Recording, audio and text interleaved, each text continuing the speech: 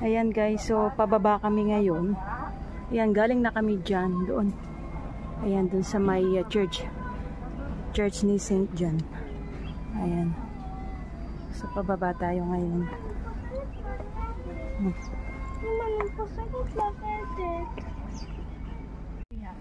Ayan yata yung pinaka-restaurant.